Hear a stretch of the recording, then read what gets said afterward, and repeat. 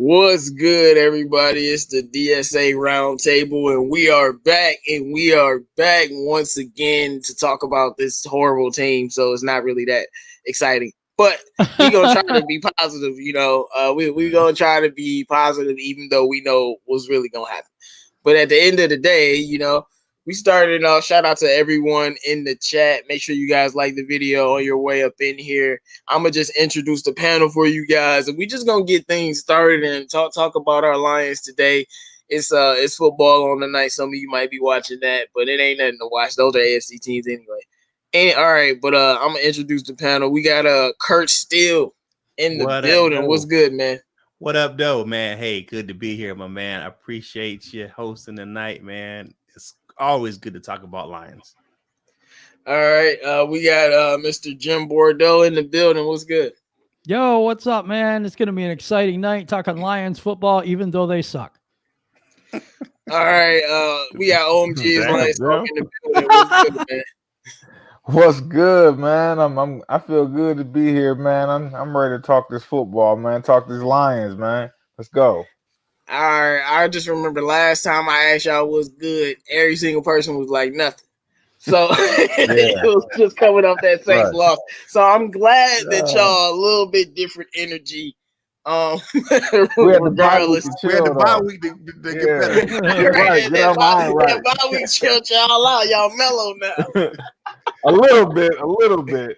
Like you had a whole lot of time to think and everything, like I understand. I'm gonna introduce the people in the chat. We gonna get to start show started for the. Okay, we got Antoine and Juhai in the building. What's good, man? We got Blue and Silver Phantom in the building. We got Valerie Bordeaux in the building. The Bears fan with the fluky record. What's good? We got E-Dog in the building. We got Kyle Webb in the building. Make sure you guys like the video. We got the great one Mike in the building. Brian Farrell in the building. What's good, everybody? What's good? We about to have a good time tonight. All right, guys, let's go. So first off, as it says in the title, the Lions are favored by 3 to the Jags. Should they be? Now, I'm going to be honest with you. I maybe thought this would be a pick'em game, and I'm not a betting man. But Kurt Steele, what do you think about us being favored? They like, Lions, y'all should go and win this game, even though y'all both 1-3. I think we should be favored. I just looking at the scouting report and my own little scouting I did watching their game this weekend. They're just as up and down as we are. Actually, we're a little bit more up and down. So yeah, I get that we're 3-point favorites. A 3-point favorite, the margin of error, 3 points is still a pick'em game, just in my opinion. That's still either way. So, but 3 points isn't that much, and I think the Lions can cover that. Hopefully. I'm not gonna lie. If I was to bet on the Lions, I might take that and take the points, just hoping they do well. But when I lose, I wouldn't be surprised. I probably wouldn't even be mad. I'm like, well, I should have known. Yeah. But all right. Joe, do you think the Lions, the current state we in right now, should be favored versus this team right here? I do. I think Jacksonville's just as bad. And I think we've played really good teams, and I think that we've hung in there against some pretty good teams. I just think our defense fails us, and just the whole thing falls apart because our defense is so bad. But I don't think the Jacksonville Jaguars are that good either. So I think we got a shot at these guys. I really do. And I think a 3-point, that's about right. I think we should be favored by 3. Okay. Now, when the score is Jacksonville 40 and us whatever, okay. OMG. I really don't. OMG, man, what's your thoughts on this? I would just like to start off by saying I'm mad as hell right now. Not even nothing to do with the Lions.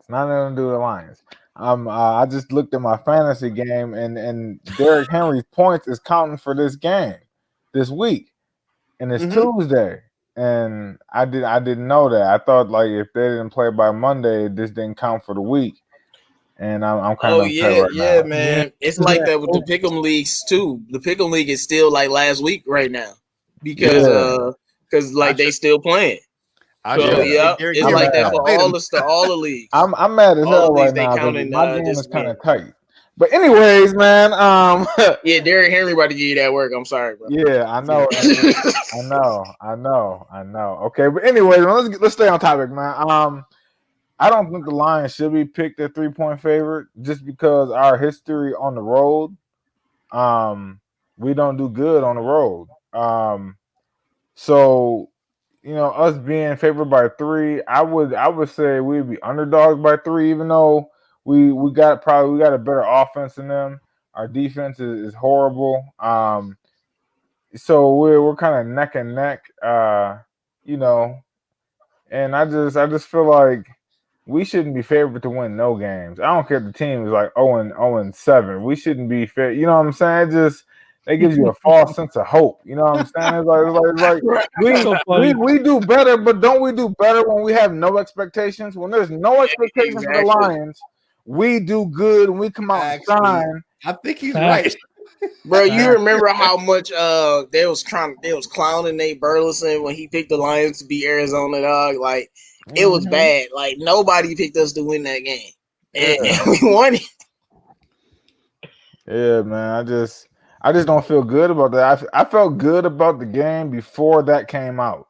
Like as soon as that came out, I was like, oh god, oh god. The running back about to have a game, but have 3 touchdowns. Robinson? Yeah, Jamal Robinson. He about to have 3 touchdowns now, just because they said that. And it's all good because I got him on my fantasy squad, but still, that's not. He said it's good because I got him on my fantasy squad. Now, is that a coincidence, or you went out and put him? Wait. Your fantasy squad's more important than the Lions right now. No. I'm just saying that that's a little bit of the like 5% of the positivity right there. Just I love it. All right, guys. All right. Well, what I think about this is, I don't know if the Lions should really be favored in any game, but I'm not tripping. My thing is like, I just don't favor us. Like I'm with OMG a little bit. Like, just don't say call it a pick'em game or something. Because if you favor us and we lose, that's just more ammo for the rest of us, and it's just be like you couldn't even beat the Jaguars and you was favored, y'all some bums. But I mean, I don't really actually know if we're a better team. I think we have much better talent and much better players, but we don't have a better team somehow. That gets canceled out by the coaching, right? Like we have better talent, better players, clearly, but that don't mean anything when you got that Matt Patricia, that dark cloud of Matt Patricia just around everything. It's a pretty big cloud. Hey, Old Timer Dave is a friend of the show. Hey, what's up, man? Yeah, but we just do have a history though, man, of just losing on the road games, like to losing teams. Like we just never do good on the road against losing teams, man. So it's just not a good thing right now. Yeah, maybe we had a different coach. But we got Old Timer Dave and Izzy777 in the building. What's good, everybody? We got real Detroit Lions fan in the building. What's good, everybody? Make sure you guys like the video. All right, so we gonna move on to the next topic, man. Let's go. So the Lions should be getting as healthy as I think they possibly could be for this season. And players like Mike Ford could be coming back. It's possible Justin Coleman can come back. It's possible Joe Dahl can come back. The Lions, they never want to tell us who's coming back, and they always mumble about any type of injuries, and I don't like it. But Patricia was talking about how some of the players that were put on our IR are looking healthy and ready to come back. So, a couple of these guys, we don't know who specifically yet, will be back. Hopefully it's Joe Dahl. Please be Joe Dahl. Please be Joe Dahl. But I don't really even know what really happened to him, to be honest. What was his injury, Jim? I don't know. I just like that's what I'm saying. Like I thought maybe you would have known, but I really don't know. I'm like, what happened to Joe Dahl? One day he just was on IR. No, all of a sudden, he just it's just like, well, they never listed the injury, so nobody knows Joe Dahl's injury. Can somebody in the chat please tell me? I got you. What his injury was? I'll look it up for you. It looks like it looks like a groin injury. Oh, okay. Yeah. But all All right, we're gonna go to you, Growing. Jim. With the Lions maybe getting some players back, do you think this would help them get the win on Sunday if these players came back? I'm going to say no, and here's the reason. I don't think they're coming back. Matt Patricia in his press conference said that we're not going to rush these guys back. They may not be ready because they may not be in game shape, pretty much. He said this in a press conference, and I read between the lines. I don't think we're going to see anybody back this week. I don't think we're going to see Coleman. I don't think we're going to see Joe Dahl. The tight end, Hunter Bryant, yeah, maybe. That's the I'm only about guy to I say think we're Coleman getting been back. out for like 6. It feel like True. Coleman been out for like 6 years, but he really been out for like 5 weeks. Yeah. Well, I'm just saying been that's out what I in game believe. 1. Like he been out for like 4 weeks. Like he should definitely be fine if it's just a hamstring injury. He should be fine. Mhm. Should be. So like, unless you got the worst hamstring injury of all time. I remember, Possible. but see, Jim, you remember what I said last time about when Mhm. Galladay wasn't playing, and I'm like, okay, so if he don't play in his third game, he holding out because you can't tell me he wouldn't be healthy with all that time. And it's Right. just the same thing with Justin Coleman. Like he Coleman. should be healthy by now, or there's a serious problem that we don't know about, and I hope not.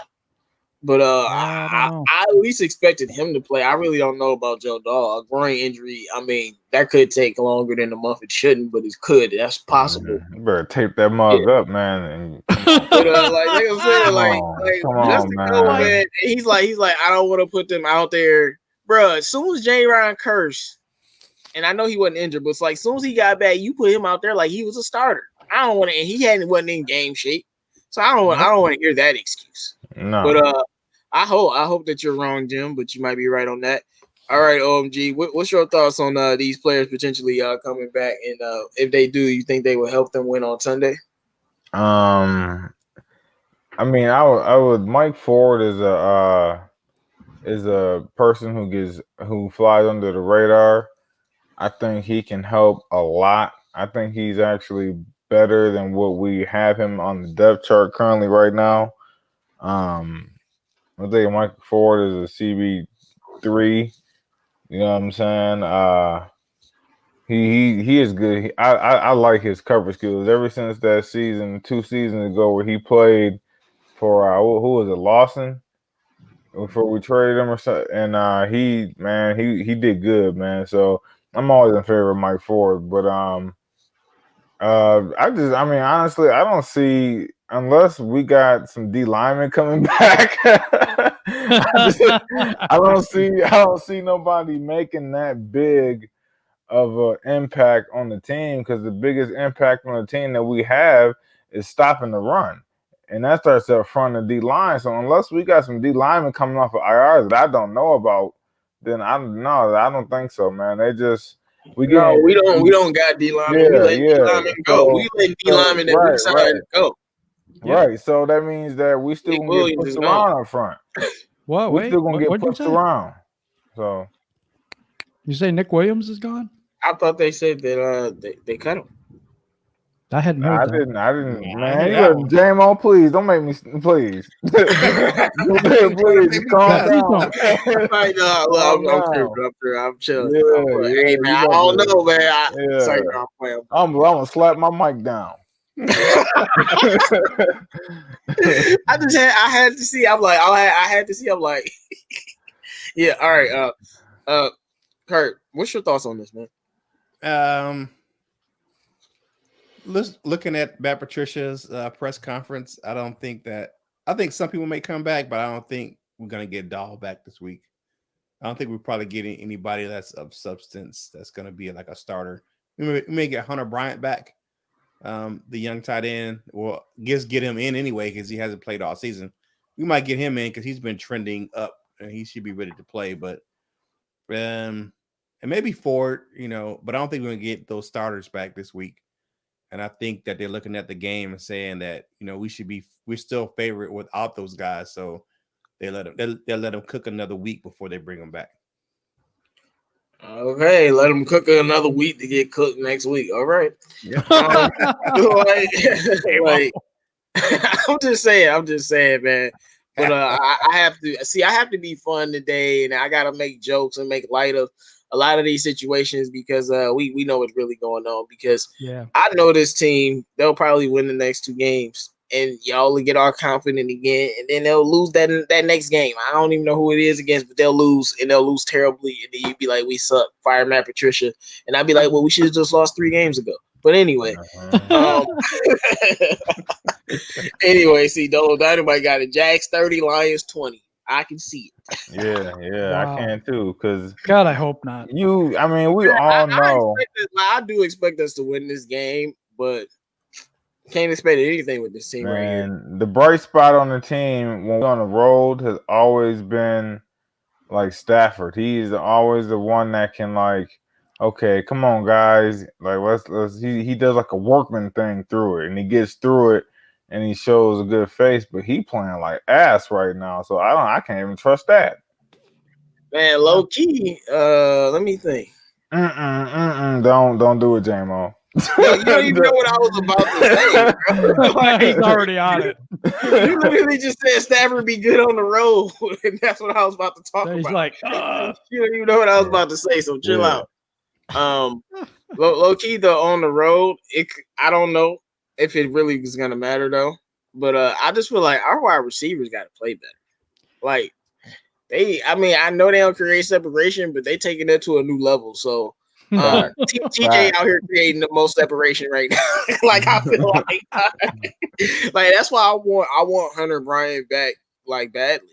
Not saying he's the greatest in the world, but I think if you put him out there and he finds a way to like run some type of route, I just believe in his talent. So and I think we could use an explosive. I have to ask that question. How do we find ways not to use people? Like Marvin Hall, we use him like twice a game. He's good for what? 50 yards? Yeah. We have so many weapons that like it's like players are getting snaps. Like they're getting put out there, but they're not doing anything. So I mean, like, don't get me started. Like, look, we going all off tangent right now. But look, don't get me started on the Lions not using things, because that Saints game haunts me. You know why? Yep. Because Swift, I mean, every time Swift touched the ball, they couldn't do nothing. I'm just like, just keep giving it to him. Like, they can't stop him. And we was just like, no. So, like, I was like, once I seen that, I'm just like, that's when I started to lose hope. Like, okay, so they actually don't want to win, because a lot of people talk about we were down in that game, but the game was close, and we had things that were working, and we just wouldn't use it. So I'm not expecting much from that, but we'll see what happens with that.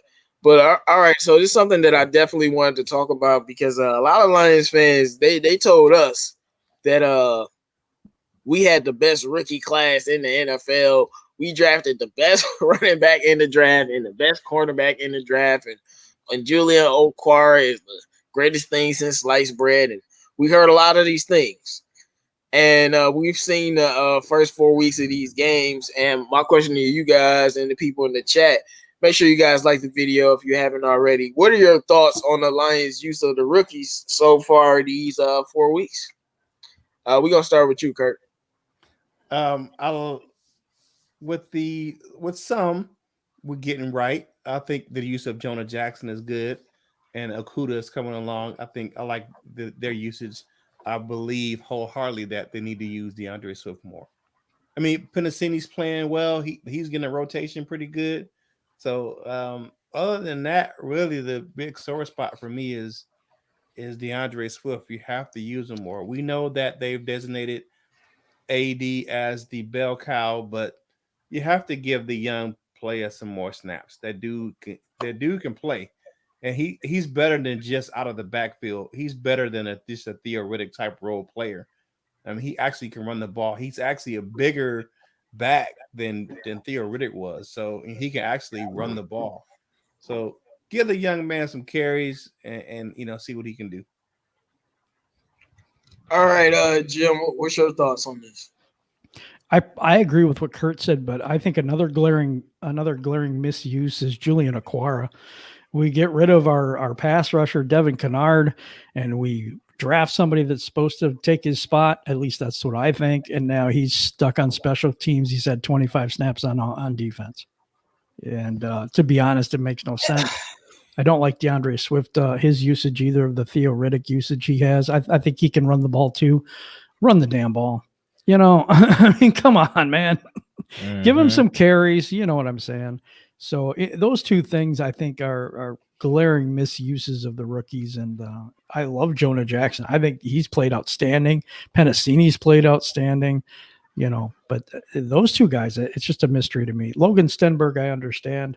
Because Logan Stenberg has a problem with his flexibility. He's a really good run blocker, but he's too high in his pad level, and he has to learn that bend. He doesn't have the bend yet, and so they're trying to work with him and get him, more athletic and agile and stuff like that. To do that, he needs to stretch out and be able to bend his knees a little bit more and have his pad level a little bit lower to be a good pass blocker in this league.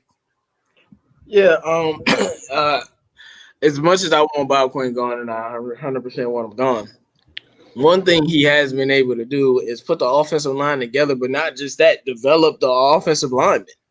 I mean, Joe Dahl is a 5th-round pick, and he's a high caliber starting O-lineman. I'm talking about this year. I'm not saying he's been at his whole career. Literally, this year he's finally shown no, I'm a good NFL player.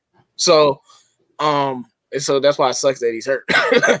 But and then we saw the same thing with Graham Glasgow his last season, where he finally reached the point where he's a good NFL player that we developed the O-lineman. So I expect them Stenberg to be developed regardless of the regime. I think he's gonna do well. But Jonah Jackson and Penasini, I don't want to not give him credit, but I'm gonna do that right now. There's no way you can use them wrong. Like Penasini. Here, you're the D tackle. Line up. You know what to do. Very simple. Jonah, protect Stafford. Left guard, protect Stafford. Right guard. What they doing? It's, to me, that's them. Because Jonah, they could have put him out there and he could have been getting cooked all day. We've seen it plenty of times. Yeah. And Peterson could be playing himself off the field. With those two specific players. But Jim, what you were saying about Julian Okwara, you're 100% right. And I know him and his brother have both whiffed on some sacks. But the thing about Julian Okwara to me is, he actually was getting pressured. So why wouldn't you use him? I'm confused.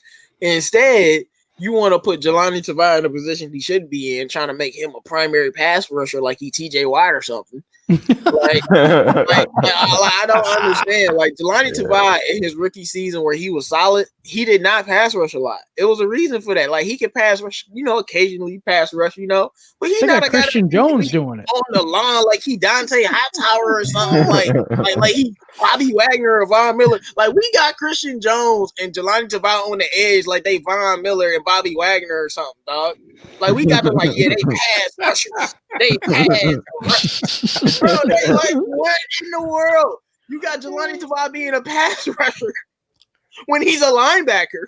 And JMO right there just wrapped up our pass rushing problems. Just right there, that little 5 minutes he got right there. A rookie who was actually, even though he whipped on some tackle, but look, he's a rookie, man. He created pressure, and he don't get snaps, and his job is to rush the passer. But instead, you want Christian Jones, like Christian Jones is our end that's rushing with Okwara. And it is not him, it's Tavai. That's why Tavai not looking good. And he getting outran on all these slants because he playing out of position. Why the hell is he being a primary pass? They got them playing like Devin Kennard. I'm just yo, man. Devin Kennard is a pass rusher. That's what he good at. That's why he's doing good in Arizona. That's just what he does. But he not, we're not expecting him to cover. I don't think any of us were ever hard on Devin Kennard for not being able to cover because nobody really expected him to be great in coverage. We knew what he was. Am I right? Right. True. Mm-hmm. We knew exactly what he was and we used him correctly. So we were he's our pass rusher off the edge. And that's what he's supposed to do. Of course, he has to do other things correctly, but I know I just went on that rant. That's a good rant, man. Yeah, but all good things we get rid of. So, but look, man, back to what I was saying about the rookie, man. I had to go on that rant real quick. Yeah. So Jeff Okuda, I do like how we are using him, but I don't really see that much improvement. Like I saw improvement from his first game to his second game, but after that, it just looked like he just keep getting cooked. So I mean, I'm not gonna be hard on him, but I don't really see much improvement from him because I expected to see him make some type of plays last week. But of course, the use of DeAndre Swift is almost tragic because I feel like the first few games he had to get his feet wet, but you can see now that he's calm now and he's playing like he normally does. That first game and things of that nature rattled him a little bit. But like anybody with eyes can see that DeAndre Swift is these last 2 weeks that we played before the bye week, he's playing much more comfortable. So that's why you gotta go out and like actually use him, especially when he's getting 4 yards to carry. And he didn't get that many touches, but he got positive yards running the football and out of the backfield. And I'm with Kurt. I think DeAndre Swift is an extremely amazing talent. I think he can be on that Kamara McCaffrey level. I said it, but we don't use players like that. But all right, OMG, what's your thoughts on the Lions' use of the rookies? Mixed. First off, I'm going to start by saying I third the notion or fourth the motion that DeAndre Swift is not being used the way he need to be used. Partially because Adrian Peterson, we kind of leaning on him to be that bell cow out the backfield to kind of set the tone, and which I'm okay with, but I'm not okay with it cutting that much in the DeAndre Swift snaps. OMG, can I ask you something? Yeah. Do you remember the first play of the game versus the Saints? No, I don't, because I was watching it on my phone. I'll tell you what it was. And this is why you're completely correct. The first play of the game, we literally threw a swing pass to Adrian Peterson. Oh yeah. That was supposed to be a play. Like I'm like, that Swift would have made that play and Peterson dropped the pass. Mm-hmm. And that stalled that entire drive. But my point is, see Peterson laughing too. A swing pass to your running back that do nothing but run the football, and you got the best pass catching running back supposedly in the damn league. Oh my God, you won't throw him the ball. Like, what you doing to Peterson? I'm like, what? Did you see Peterson smile after that? Like oh what my the hell God, are you doing? Like, what are you like? If you gonna use AP over Swift, he ain't catching passes, please. Like, well, how's he catching passes? You got Stafford calling keepers and Peterson catching passes, bro. Yeah. Mm-hmm. It just that I just don't like how they're using DeAndre Swift, but I understand, what they're trying to do and setting the tone with AP. But at the same time, man, you gotta get that boy the ball. You gotta give him the rock, because he got too much talent to not, what I'm saying? Even if it cut into Carry-On's time, you can sit Carry-On on the bench for all I care if DeAndre Swift get like 10 carries a game, where Adrian Peterson getting 15 carries a game. I don't really care if Carry-On don't get the rock. You know what I'm saying? As long as you let Swift get the rock. But I love Jordan Jackson. I think Jordan Jackson is like our rookie of the year. Yep. I think he's a Lions rookie of the year, because he's like a plug and play dude. I didn't think he would be as good as he is. I thought he'd be okay coming out of Ohio State, Big Ten football, but he's actually a good caliber, good quality NFL player, man, and I'm glad we picked him up. Pennicini is man, he was a steal in the later rounds. I like him, and now let's get on to the bad stuff. Here we go. Okay, I'm still mad as hell about the Jeff Okuda pick. And he ain't done nothing to change my mind. He's still playing like he's a second, third round pick. He's not playing like the first pick corner in the draft, let alone a top 5 pick. And it every time I see him on the field and he do something like that, like stupid, it just make me mad, because I'm like, dang, man, we had Isaiah Simmons sitting there. I'm like, man, we had Derek Brown sitting there. We had Javon Kinlaw sitting there. We just had so much sitting there, and we can't stop the run, but we got this dude who can't stop the pass. So I'm like, okay.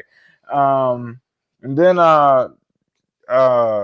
Julian Okwara, and it's not his fault, but they just not using him enough. And that is a fourth motion on that. He's like, the only reason why we're not getting any pass rush is because we're not fast. You know what I'm saying? Everybody is slow as hell on the D line, from Trey Flowers to Christian Jones to Jelani Tavai. They're all slow. I run the same 40 as them. I'm for real. Like, I run the same 40 as them. You know, tell everybody how big you are. Like, I'm 6'1", 255. That's what I'm saying. I run the same 40 as them. Hey man, that's linebacker size, man. Get in shape. I know. I used to play semi-pro ball, but that's another story, man. Like, I'm lying. I can run as fast as our defensive ends that we try, linebackers that we try. So that's why Julian Okwara. That's why I'm mad about Tavai and like. Look, man, I think Christian Jones is trash, but like, why is he a pass rusher? Yeah, and Tavai, why is he a pass rusher? Now I can see why they got Christian Jones setting the edge, because that's kind of what he did in college. So they want to get him close to the line of scrimmage. You don't want him out in space trying to tackle nobody, because he gonna get burnt. You know what I'm saying? He gonna look like a mummy out there. Like, no, my thing is, Jared Davis. I would never want him playing that position, but I think he would be better at doing that than them. But they don't. Of course. If you was like Davis, you gonna be on the edge, and all you doing is pass rushing and trying to stop the run. I'm like, I don't want him limited to just that. I think he can do a little bit more, be on the weak side instead of just a pass rusher. But he can do that. Yeah, he's like the most athletic linebacker on the team, and he has the speed you're talking about. To do it. In 2018, he had 6 sacks. Exactly. Yeah. You know what I'm saying? Just that. And that's what Devin Kennard had last year. Was 6 sacks. So we gave up on. Yeah, so man. I mean, for no damn reason, to be honest. Yeah, y'all know how I felt about that. You know, one thing about Isaiah Simmons, he's one of the most underutilized player in the NFL right now. He's not getting any PT out there in Arizona. He's not getting no playing time. That's because they don't know how to use like, and I think the biggest issue is that they don't know where to use him, because you look at how he played in college. He played linebacker, he played defensive end, he played corner. So it's like, where are you going to put him? He played safety. So it's like they're having a problem. I think that's what they're going to do, is try him at safety. But see, that's the thing. Find a place to put him. It's not even finding a place to put him. They don't know how to use him.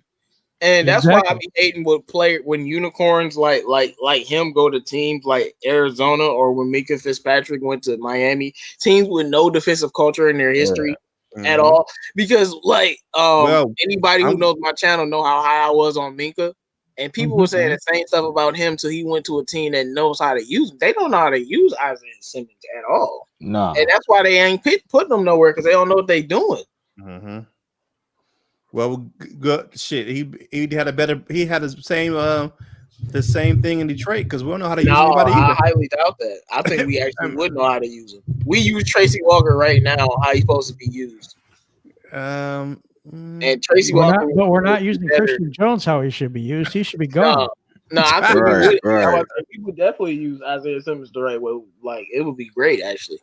But yeah, I don't trust him. Yeah. They need to use him. You know, in high school, you know what monster back is? You know, the dude who's like a hybrid safety linebacker. Right. That's exactly what I was saying. Like he needs to play most of his snaps at safety, but you put him in the box. Yep. But they got Budda Baker over there, and I don't know who the other safety is. So they tried to put him at linebacker, and then it didn't work out at all. And then now they like, we don't know where to put him. No, you drafted a guy at safety, and you have a stud safety already. Now you looking stupid. Like he's a guy who's versatile, but he's supposed to to me, he's supposed to be at safety first. But they got Budda Baker. I would say that's a correct assessment. I think he needs to be at safety as well. Yeah, like, and then be like, because Tyrann Mathieu plays in the box a lot, but he's really a safety. He can guard. We know he can guard tight ends, corner. We know he can guard everybody. But my point is, he's a safety. That you know what I'm saying. But he's a safety though, and that's how he should be used. But I don't think Arizona. They don't know what they're doing at all with him. Nope. Yeah, and it don't make me feel bad either. Hey, man. So it's another team that don't know what to do with their good I'm about players. to say we were putting Akuda on D-Hop, so we ain't no better. So we ain't use Hockenson that much, and he was a top pick. Like, and we not using Swift. I mean, yeah, man. So I don't really care if it's another team not using their weapons like they're supposed to. That make me feel good about the position we in. Hey, man, that did make me feel a little bit better too. Now that you say it like that. But all right, guys. So on Sunday, man, Travis Fulgham. Now I say one thing always that it's my little moniker. I'm never wrong about point guards and wide receivers. I told people Fulgham would be a solid receiver. I didn't think he was going to be a number one receiver, nothing like that. But I expected him to be a good receiver. Same thing I expect to see because I think he's a little bit better. But Travis Fulgham went out and balled for the Eagles. 10 catches? What he had, like 12 or 13 targets, like 140 yards or something, and like a touchdown. Like he was balling, or 2 touchdowns. I don't know how many touchdowns. He went out there and he was balling. And now every Lions fan want to act like he the GOAT. They want to act like they want to act like he's some stud that we missed out on. And I want to get your guys' thoughts on this because like everybody know my opinion. I already released the full Travis video going in. I watched that, yeah. Travis Fulgham, I love him, but y'all gotta realize as much as y'all don't like the Lions, bro, we got a top 10 wide receiving core. Like, much as you don't like us, and he couldn't make the cut on our wide receiving core. Yeah, he go to Philly. Yeah, he can make the cut. Let me tell you something. Is he playing for the Cowboys? Nope.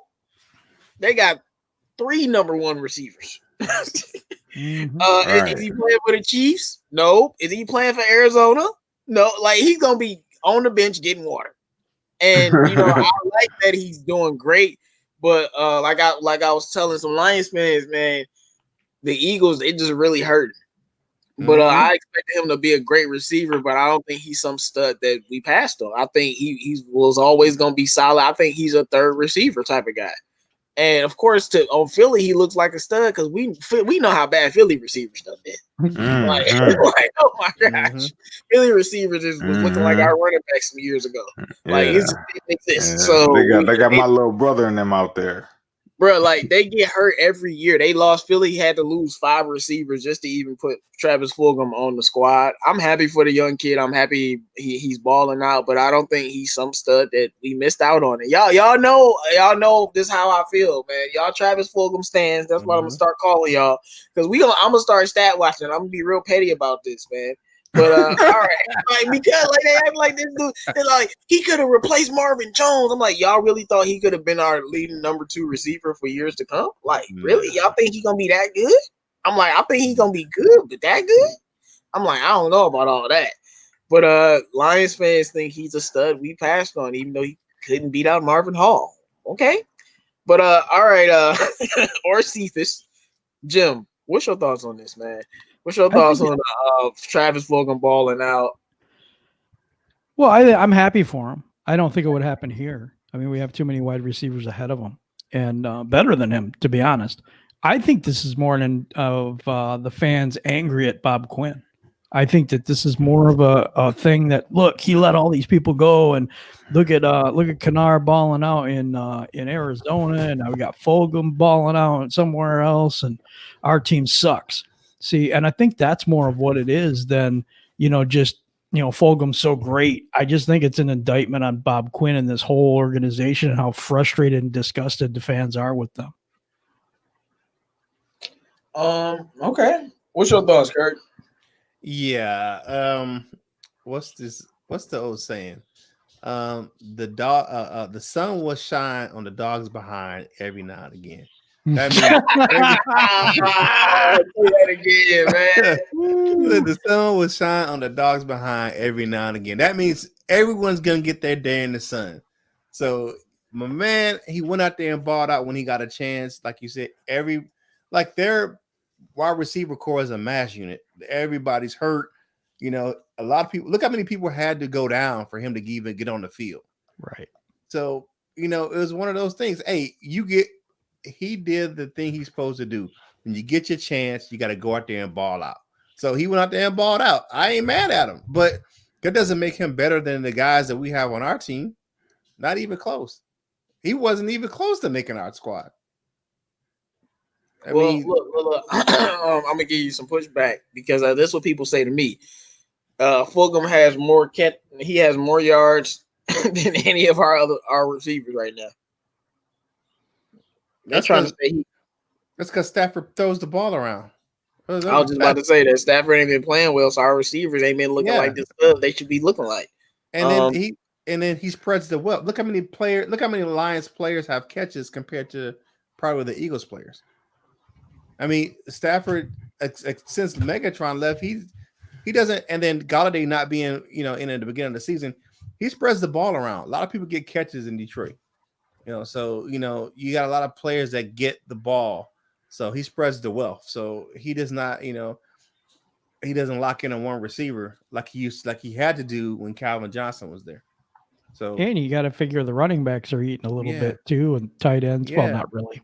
We don't use our tight ends. I'm sorry, but the running backs. Look, y'all, we underutilizing them, but we still use them. Actually, who the leading receiver in yards is for the Lions? TJ Hockenson is still Hockenson. And he only had one using them last week, and he's still leading us in yards. Yeah, his catch he doesn't get the target I think he should, and a 2-point conversion. He doesn't get the target I think he should. Though. Yeah, we need to target him in the red zone. He's been impressing me. That's we're gonna talk about that in a second. But go ahead, Kurt. Yeah, but I think like I said, congratulations to the young fella. I think Cephas, and to go back, really, that's one guy I think we should be using more as well. I think Cephas, should be should be on the field. He's got the big body. He's a good possession receiver.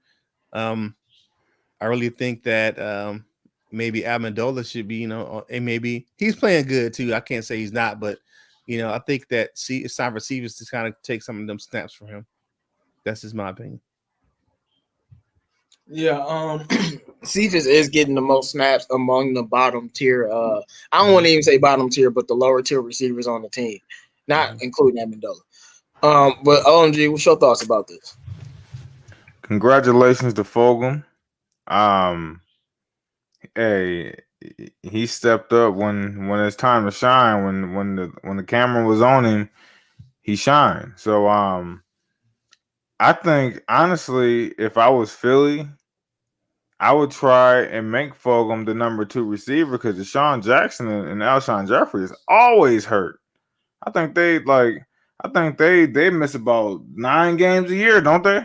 So I'm for real. It seemed like Deshaun Jackson playing like 5 games a year and Alshon Jeffrey playing like 8 or 9. And it's like, if I was Philly, I would try my hardest to develop Fulgham into a number 2 receiver because I would rather take a fresh Travis Fulgham than a hobbled Alshon Jeffrey or Deshaun Jackson. Even though Deshaun Jackson has speed, I would rather try and keep him, but they so fragile. They so man. I would. But speaking on Fulgham here, honestly, this is where I have to disagree with y'all. Mm-hmm. Do you trust now? Okay, now thinking back in the draft, now all players we let go. Do you trust the Detroit Lions coach's evaluations of Travis Fulgham in the first place? Ooh. Yes, because hell nah. Yeah, people gotta act like football isn't a competition. Like if everybody go to training camp and you getting outplayed by the other guys, you can't do nothing about that. So no, I agree. I'm just talking about like play better. That's why he's not here. No, I'm talking about like if you see what he can do in the first place. Like if you see what he can do, and y'all seen him and y'all see him enough to bring him back again. You said what? Like if you watch the highlights, Fulgham was making a bunch of easy routine catches. I'll give him 100% credit for getting open, but like he was just like making easy catches. It wasn't nothing crazy, but he was getting open. He'll get 100% credit from that from me. But it was just a bunch of easy catches that anybody can make if they was in the same position. So the Eagles know how to use him correctly. Right, But they, right. I like I was saying, if the Eagles didn't have Fulgham and instead they had Danny Amendola would be getting 100 yards a game. They had Amendola, had Marvin Hall would have great games because our receiving core is that deep. You gotta say that right though. Amendola will get 100-yard game, then he gonna miss 3 games, then he gonna get 100-yard game, then he gonna miss 4 games, then gonna get 100-yard game again. No, but Amendola ain't as injury prone as people be saying. I mean, he only missed like one game for his last year or 2 games. So he don't miss game, but he be having injury tweaks. I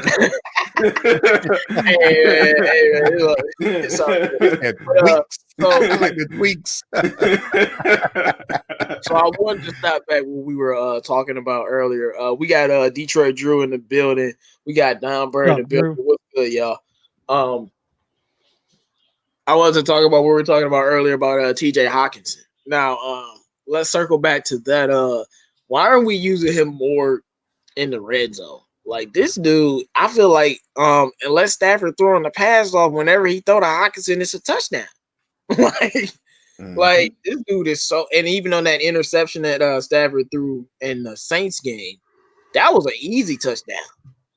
Like, why are we not using this? Like, this man need to be. I love Kenny Galladay, and he's great in the red zone too. But he need to be that #1 red zone threat because, like I said, even his rookie year, even the TD he passed versus Green Bay, like he was in the red zone and he was open.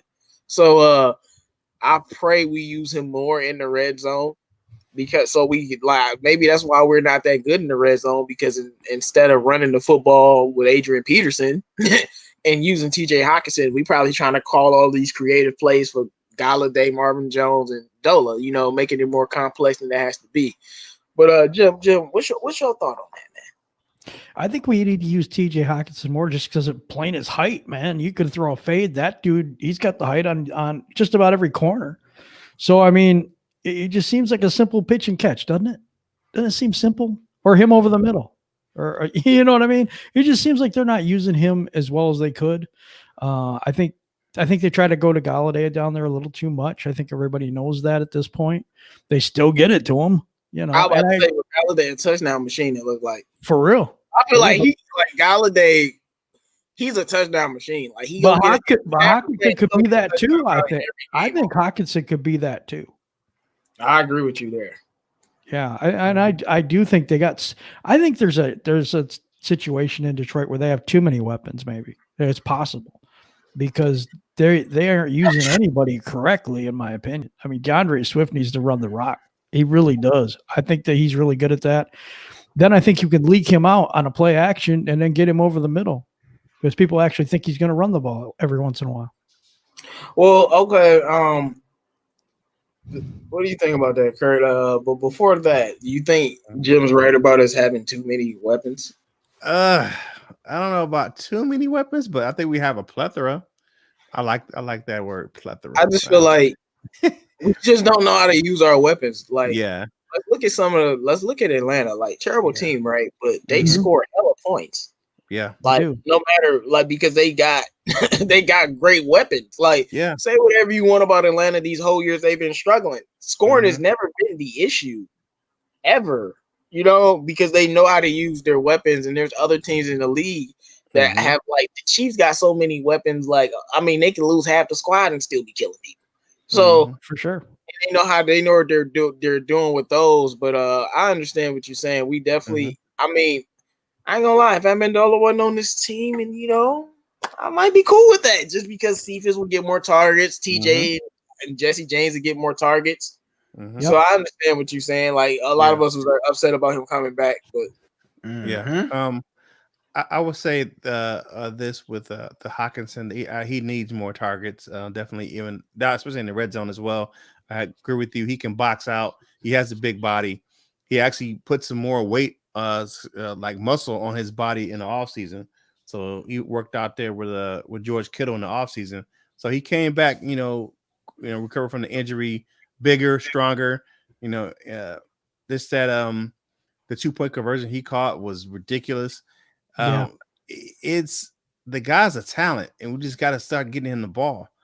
I agree. Cephas is going to be good. He's a good, possession receiver. He's not blazing fast, but he can get you. Neither is Amendola. He can get you some. He can get you some yak. He can break some tackles. That's one thing I like about the young fella. So he did good in relief of Kenny Golladay when he was out.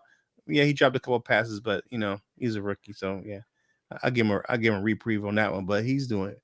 The guy can play, so put him on the field. But Hockenson, I don't know what they need to do to say to tell Bevel to throw him the damn ball, but throw him the ball, bruh. It just makes sense. Mm-hmm. That's why we don't do it. he said throw him the ball.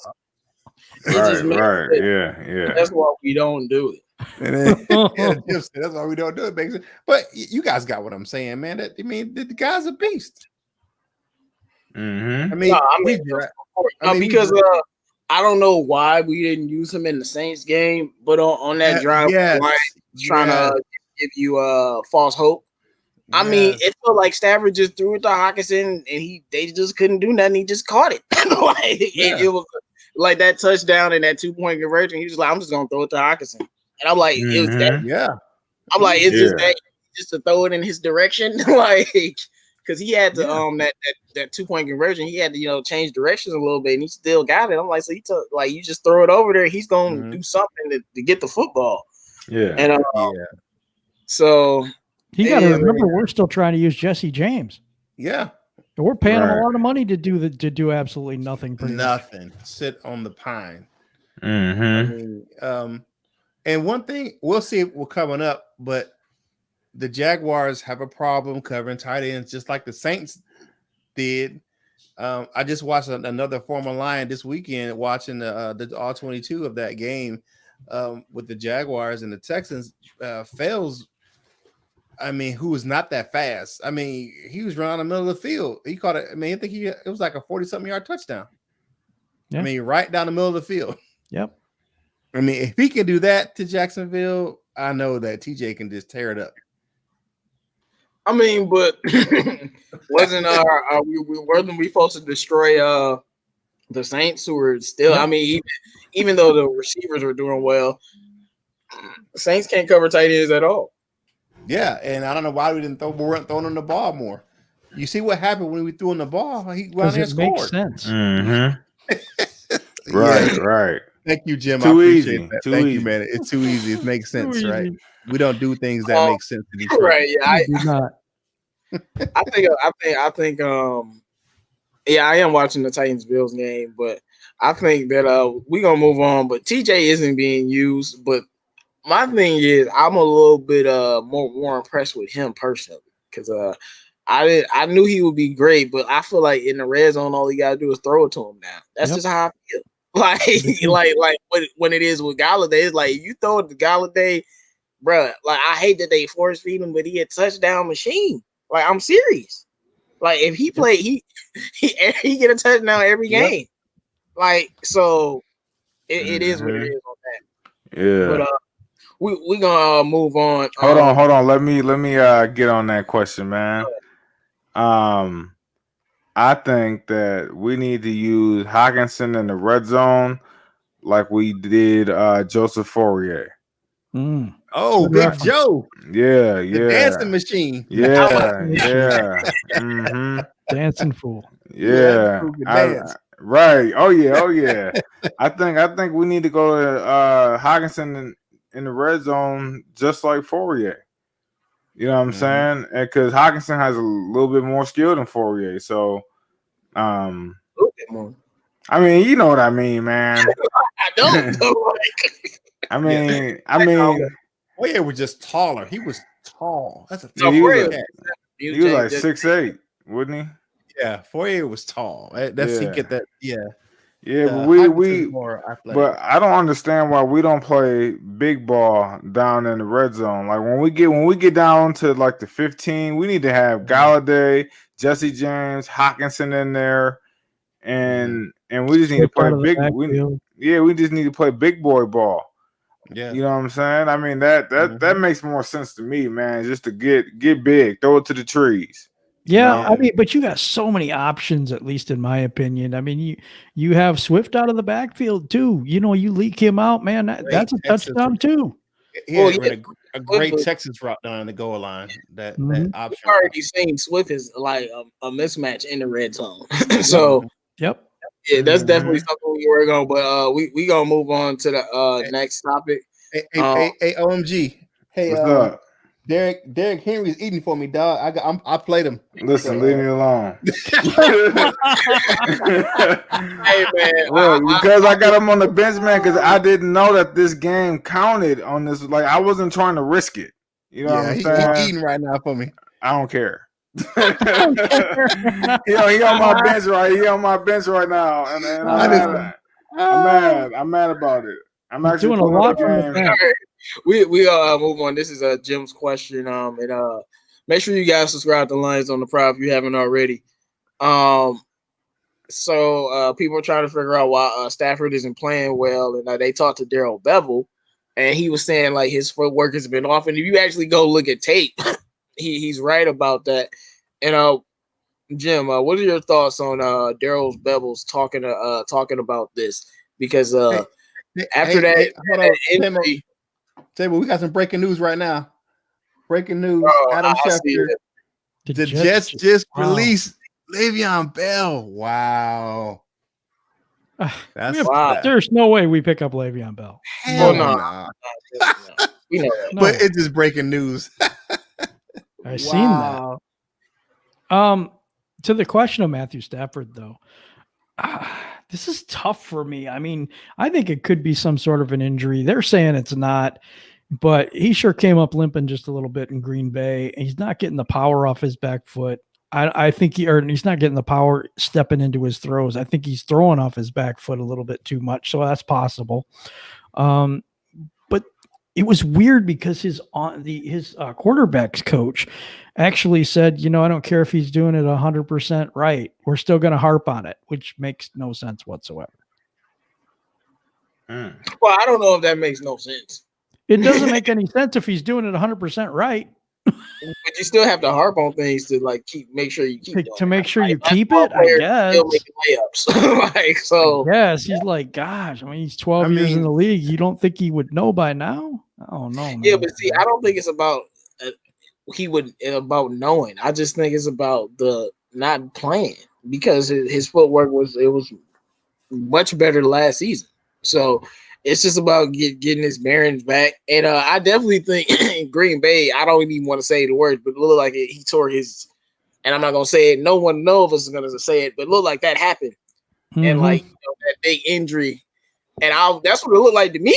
It did to me too. I was like, yo, what just happened? So I was very scared. But regardless, I don't know about making excuses because you just don't throw off your back foot. You know what I'm saying? Like, because we all know those are the throws that interception. And it's funny. I think about when I was watching Mahomes in his last game, and these backyard football type of players. Sometimes when you throw off balance, because that last throw that Mahomes threw that was an intercepted. Sometimes when you throw off balance like that, they gonna pick it off because you're not supposed to be doing it. Yeah, even the best quarterbacks in the league do it, and and that's why Stafford don't got no room for error though. So it's a little bit different than Mahomes. But the thing is, I think he relies on his arm strength too much. Sometimes. They both do. Yep. Yeah. And it's just the fundamentals get thrown out the window. He was like, okay, yeah, I can throw this to TJ just because I can. And I'm like, man, you gotta be a little bit more focused with that. But OMG, what's your thoughts? Man, I totally forgot the question. My bad. Bevel just made a comment. He thinks the reason Stafford has been off is his footwork hasn't been how it should be, basically. And what's your thoughts about that? I don't know what it is. I know it's something. Well, I'll put it like this. I said, if you look at the tape on a lot of his interceptions, it literally all comes off of bad footwork. Right. So, and I mean, 40. man, I mean, you're number 12, man. Footwork shouldn't be a problem. You know what I'm saying? Like that should be the least of Stafford's worries is where how his feet is planted when he throwing the ball. Like, you know what I'm saying? Like you should be worrying about other things than that. And I just don't honestly I can't put my hand on it. I don't know what the hell wrong with Matt Stafford. I'm just being for like Yeah, you okay. When I tell you OMG, I'm the same. I'm like Because I it's told like y'all, I'm like, yo, I told y'all last year, like we need to why trade did it look him. so different from I last year? told y'all because running the he's ball, going because he's going in the year 12, and at some point in time, players start declining. You gotta understand, Matt Stafford been beat up for 11 and a half years. You know what I'm saying? But that's too much to take on a person's body. Like his body's starting to break down. That's no excuse. What happened the first half against the Bears? Stafford looked completely healthy, busting Yeah, I'm telling you. He looked completely healthy against the Saints. The first, he looked completely healthy. Yeah, so it's his body, man. I'm telling you that wear and tear, the wear and tear on his body. It's the wear and tear on his body, man. It's just not. You can't handle it like that for that long. That's why Aikman and Steve Young, they was like, you just can't handle it for that long. And I told y'all we had to trade him, man. And that was too late. Trade him for a 3rd round pick, man. Look, come on. Trade him for a 3rd round pick, or we just let him go and we don't get nothing. I mean, I mean, we either gonna get a 3rd round pick or a 2nd round pick, maybe, or we just gonna get nothing and he just walk away. So, I mean, you know, I'd rather get that than nothing. So, and I knew like Stafford has always been a good quarterback, but I've known and I know this just from a person who's been in sports for a long time. After a while, your body is no matter how good you can do it, no matter how young you are, your body just cannot take it like that no more. I'm telling you, I know this, man. I'm 37 years old, and I played semi-pro football. I'm a professional boxer. Like I know, man, that the punishment, man, just makes you play different. I'm telling you, that's why Calvin retired. Because it makes you play different. That's why Andrew Luck retired. It's that body, man, that mental toll, man. It's a lot, man. It's a lot on a person. People don't realize how much that stuff be on a person, man, and how much it affects their gameplay. And anyway, we just starting to see that now. I don't understand. Like, if this was like something consistent, then yeah, maybe. But like, you don't go from playing like how he was playing to all of a sudden injuries is holding him back. Like I said, in like all of these games, like I've always put out the stat, and it's true. Stafford has more touchdowns, more yards, better. All his stats are better in the first half of games, and in the first half of all of these games, except for like Arizona, like Stafford looked perfectly fine. And in the second half, I don't know what's going on. So I don't know if it's a injury type of thing, because you can't just look good and then just look bad, and it's something that's related. I think it's just wear and tear. You feel, man, that's your opinion, man. You're entitled to it. Kurt, what's your thoughts on this? I'm not buying the footwork thing, man. Yeah, I think maybe it's a mental thing. Something's going on with him mentally. I think it's a mental thing. You look at his face, the frustration on his face during those games. It's, you know, he looks beat down. Yeah. He looks like he's defeated. I've never seen Matthew Stafford look like that. Even all the ups and downs in Detroit, he just looks defeated right now. It's something that's really going on with that guy. And it could be Patricia. It could be Bevel. It could be the whole situation. Think how much he has had to deal with though mentally and like emotionally the last couple of years in Detroit. The wife having a brain tumor, and they have the ups and downs of having all the kids that they have now, having the 4 girls, and then him being false positive for COVID. So it's just a lot of mental stuff going on with him right now. But the losing is definitely getting on him. I think some of the play calling by Bevel as well, like kind of look at over at the bench, like, what the hell are we running? Like it's yeah, he does. like he looks over at the bench like, what is this? Sometimes I wish like don't help us fail. Like if Stafford wants to, play bad, let him play bad, but don't call keepers, dog. Like what are you doing? For real. Like it's just like a Bevel is like on top of it's like, and then the receivers want to act like they can catch the football. It's like everybody just like, come on, y'all, like. Like every time we have a good drive, it seems like Bevel want to call a keeper with Stafford. Like, they called an RPO for Stafford. Who in the hell would do that? I don't know. Like I said, man, all of these coordinators, man, they first year they look amazing. Second year we found out they ain't so good. But I was so confused with the RPO for Stafford. I was ridiculously confused. Like maybe Bevel thought no one would expect it. I mean, that could be the thought there. It would expect it. I sure as hell didn't expect it. I surely did not myself, but I would expect Stafford to return kicks. Would you think I'm gonna throw him back? So yeah. But getting back to the footwork thing and what Bevel said, and even what the quarterback's coach said, to me that just sounds like, to be honest, like Patricia talking points. It's just like that's what Patricia how he conducts himself. So his staff is just following suit. It's not my fault. It's not. And I'm sick of hearing we got to execute better, and we got to coach it up better. I'm sick of hearing that crap from this regime. So I'm not really buying that. It's just, to me, I'm not buying the footwork thing. I mean, maybe he has maybe he's injured. I think it's a mental thing as well. I just believe that wholeheartedly. Yeah, see, I'll just put it like this. If Patricia was in the real world, giving all those excuses, he wouldn't be here. So why did you do that? Right? Well, I just got to do better, and we just got to work it out, like really. But like I said, the weatherman's the only one that can get it wrong all the time and still have a job. Not anymore. Matt Patricia can too.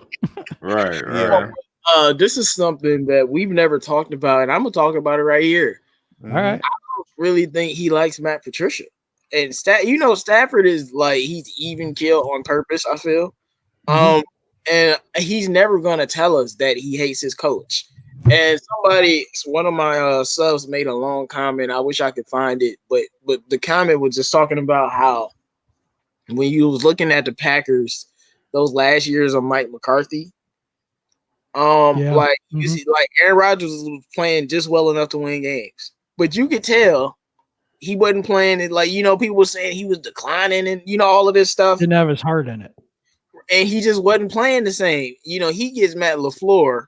And even though they had their ups and downs that first year, they go 13-3. And this year, he's like, this year you would have thought that Aaron Rodgers the last few years was a clone.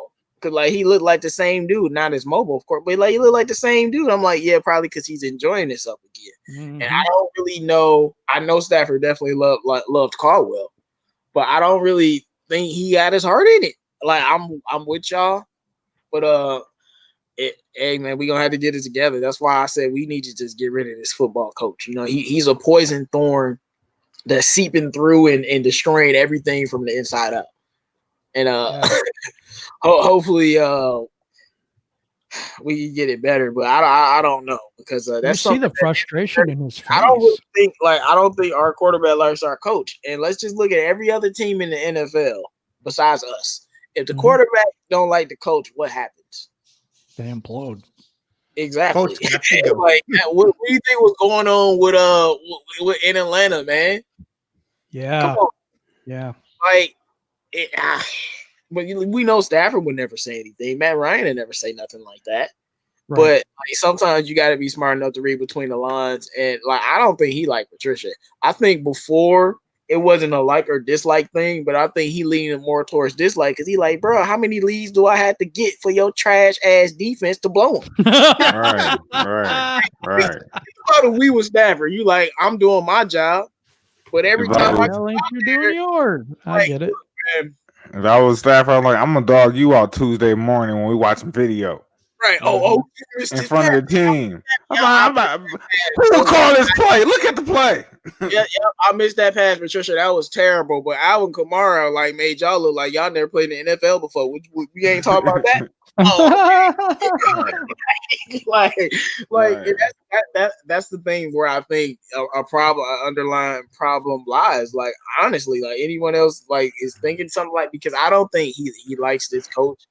And like I said, you don't know how much pressure it is. Like I'm playing football games, and if I'm down 14, or if I know my defense can't stop me, I feel pressure, and I make mistakes playing the game, bro. Because I feel the pressure of having to score every drive. Literally, literally, in real life. Could you imagine being Stafford and y'all go up 14, and then they score 35 straight points? Even if you helped them score one touchdown. What about the other 28? Yeah, no doubt.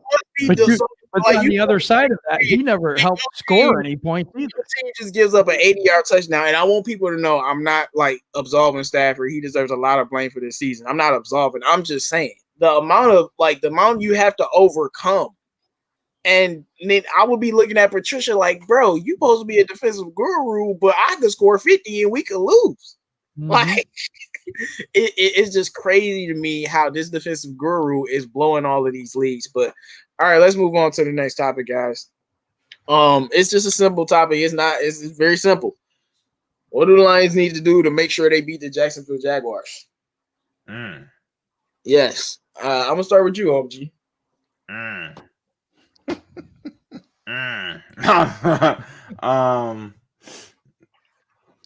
A 4-man front. We got to run a 4-man front. If not, Jamar Robinson is going to help me win my fantasy game this weekend. Because basically, if fantasy, I mean, just speaking of fantasy, you just pick whatever running back the Lions is playing, and you're gonna do good. So, we gotta run 4-man fronts. We got to even a little bit of 52. We just gotta do that because that 3-3-5, that 3-4, that's just not. We got 4-3 personnel.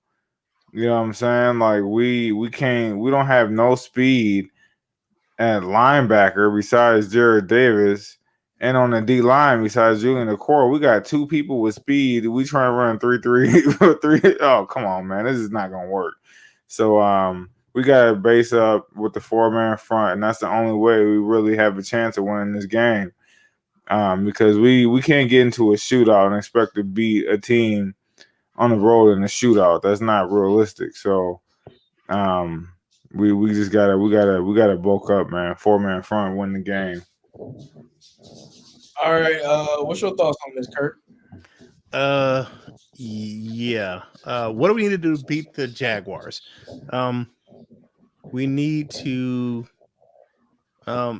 really mix the coverage up. I like the way play the same type of coverage we played in Arizona, down in Jacksonville. Kind of mix it up, disguise the coverage, get Minshew to make some mistakes, and really control the ball on offense. You know, run the ball, establish the run. Hopefully we get Dahl back, and just run the ball and establish that, and we can keep Minshew on the sidelines, because sometimes the best defense is keeping your offense on the field. Mm-hmm. So, Ezekiel Elliott's rookie year. Yeah. So I mean, that's my I think that's one of my keys to the victory in Jacksonville. Just play good fundamental defense where we mixing coverages up, disguising it, and make Minshew make some mistakes. You know, pressure him, and then on the offensive side of the ball, control the clock, run the ball, mix it up, stay balanced, but run the ball, and keep Minshew on the sidelines. And what's that? Shenault? That guy is a beast. We need to keep him on the bench as well. That wide receiver they have over there, that guy is ridiculous. So keep him on the bench. Shenault, I think his name Shenault. I thought they had. Yeah. I mean, I don't know if I thought they had Dede. No, he's I mean, a they still have big, DD. yeah, he's a big body receiver that they have, man. And he Well, he gets got yacked drafted this year. and he runs over defensive backs. He's huge. That guy's a beast. Keep him on the bench. He's one of the guys you like. People really don't. You'll start when you watch the game on Sunday, you'll see him because he'll stiff arm the hell out of somebody, and you'll be like, "Whoa, where did that come from?" I think he's number 10, I believe, on their squad. I'll tell you exactly his name, so I'm not mistaken him from someone else. So let me see here. That guy is but I watched him play on Sunday and he was manhandling, completely manhandling the defensive backs. Oh, he a rookie. So yeah, well, yeah, this is literally the greatest rookie class of receivers they said coming in, and they're right. This is literally like the greatest rookie class of receivers I've ever seen. Yeah, so I'm not surprised that he's a beast because every rookie receiver this year is a monster. Yeah, he's got 270 yards receiving already in the touchdown. Wow. Okay. Jim, on the bench. Right. What do you think the Lions need to do to make sure that they beat the Jags? Well, I agree with Kurt. We need to have a good running game to create the play action. We also need to use our tight ends because I think our tight ends could eat against this team. The other thing that could be interesting, depending on the weather in Jacksonville, how hot is it going to be down there? What's the temperature and all that stuff going to be like? We really need to know that to be able to rotate our defensive tackles and our big guys and stuff like that. Make sure that they get plenty of water, plenty of rest, all that type of thing. That type of thing too. So then on offense, we need to run the ball. We need to get it to our tight ends, and we need to score. And instead of in the red zone kicking field goals, we need touchdowns. So that looks like Kenny Golladay for me and Hockenson and Swift and all that. But on defense, we need to stop the run. We need to stop the run first, make them one-dimensional, and then and get a rush in there. Blitz on the run sometimes. Use some run blitzes and also use pass blitzes on third down. Mm-hmm. And everybody's gone. Okay, cool. I'm still here. You just made a compelling point, so we're just we're still listening. We're trying to figure it out. Yeah. I mean, anyway, the thing is I just don't want to see no more 3-man fronts on the goal line. Oh, I agree with you there. That's ridiculous. I seen a 3-man front, 3 guys in 3-point stance and 2 guys in the 2-point stance on the goal line. I'm like, what in the hell is going on? Who is we stopping right now? Like, nobody. Absolutely nobody. I'm like, what type of at least going like a 4-6F something like not no oh my goodness. Not no 4-3 shift. Like oh man, that was making me mad, man. I'm like we got 1, 2, 3 people in the 3-point stance. Like, oh no. Yeah, you're expecting too much out of your linebackers and safeties. Yeah, you expecting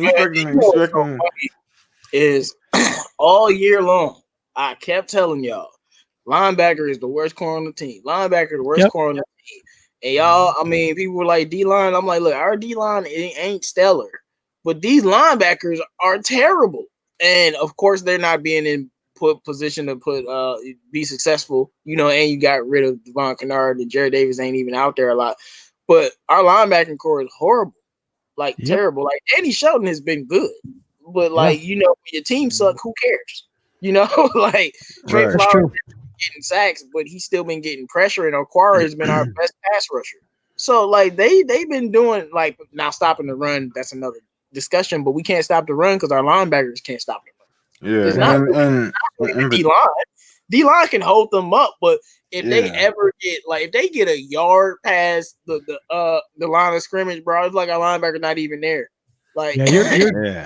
Your D tackle there, that bit the nose in that position is supposed to be taking up some blocks so that those linebackers can come in and clean that up. Our linebackers are lost. I'm about to say, like, Yeah. that's exactly what happens. Like we were talking about Peterson, like in Danny Show, they be eating up blocks. Yep. And when and like you said, our linebackers at first, like the hook cam that talked about in his video, we didn't have our linebackers in the middle of the field.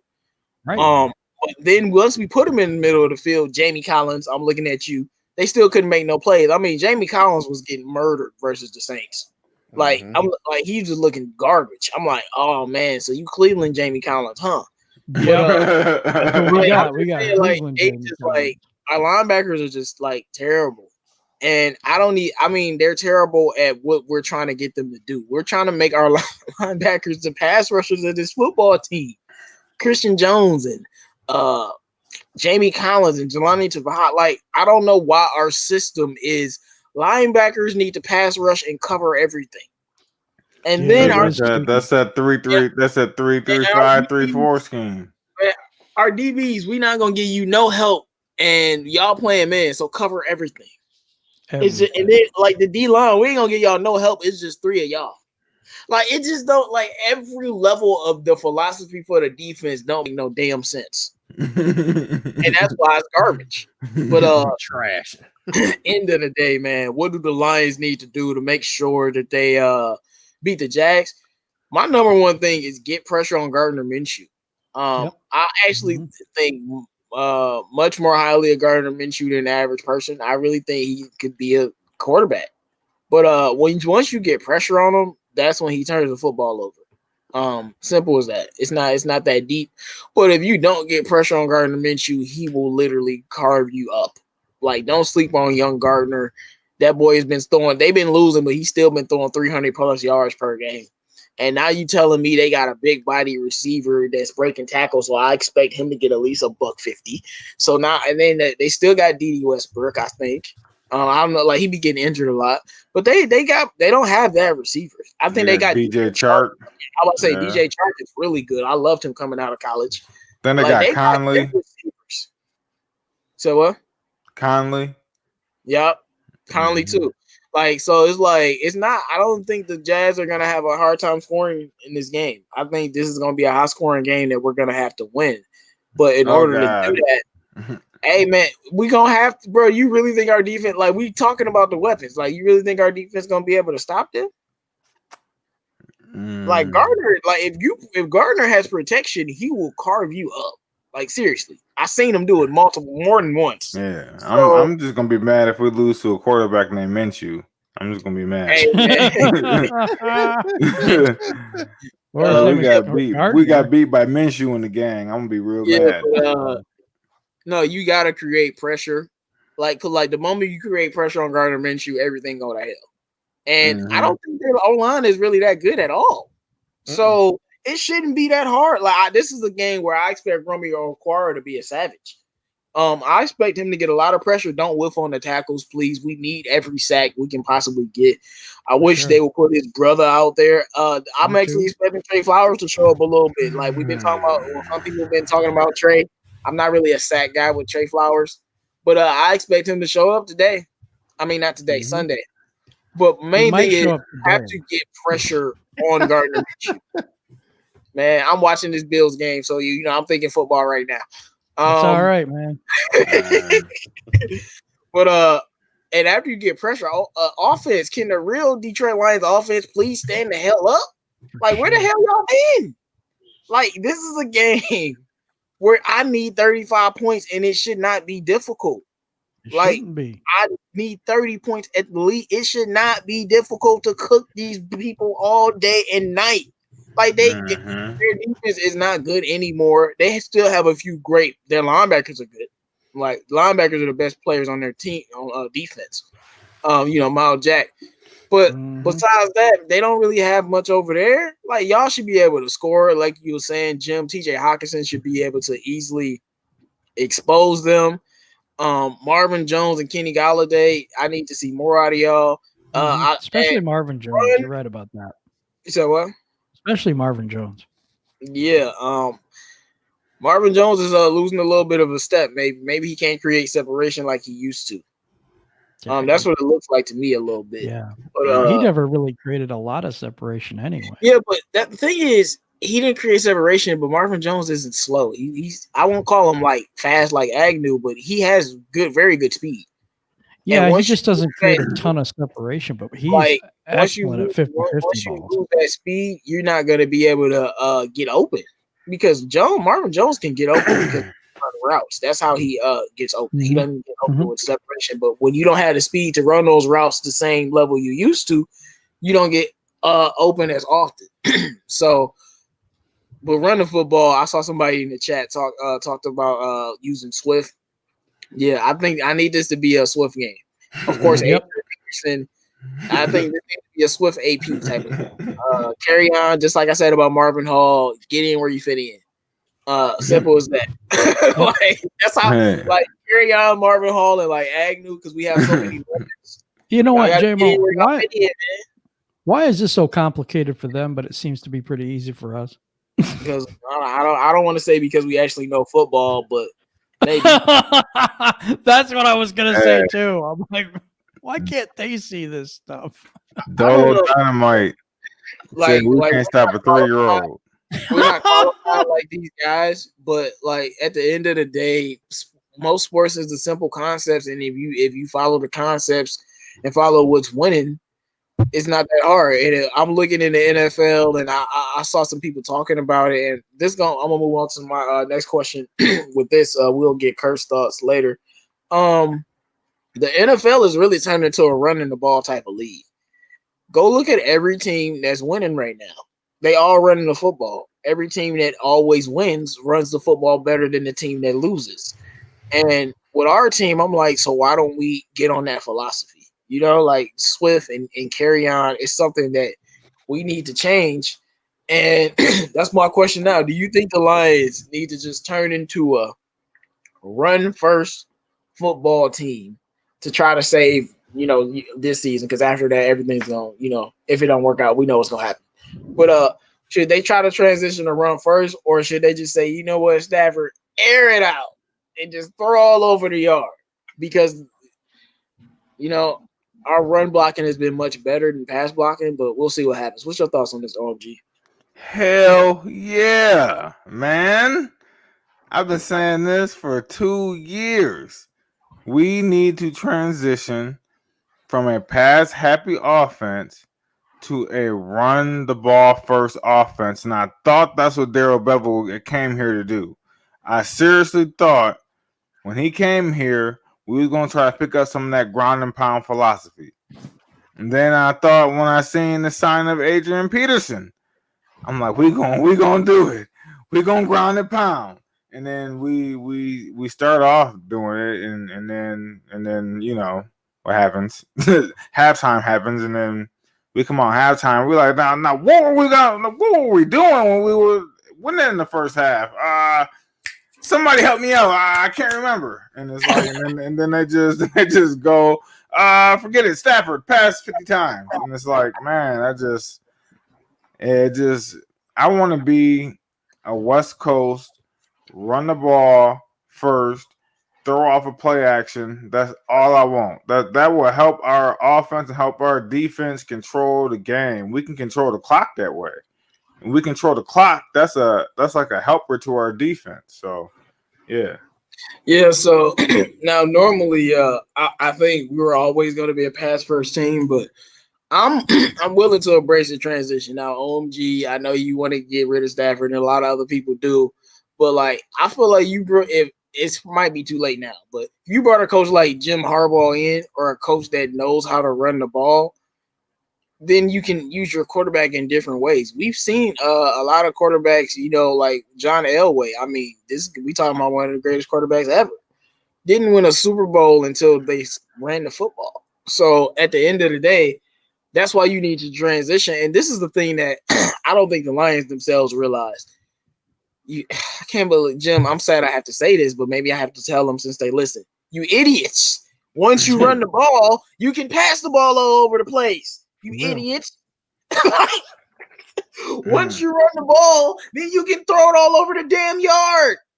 It's so funny how they don't understand this concept.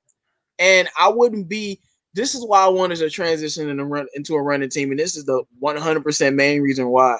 our running backs are too damn good for us to not be a run first team. Say whatever y'all want about Kerryon, but he healthy right now and he's been solid. Swift is good, and Adrian Peterson is a monster. So why aren't we running the ball? And I think our run blocking is better than our pass protection right now.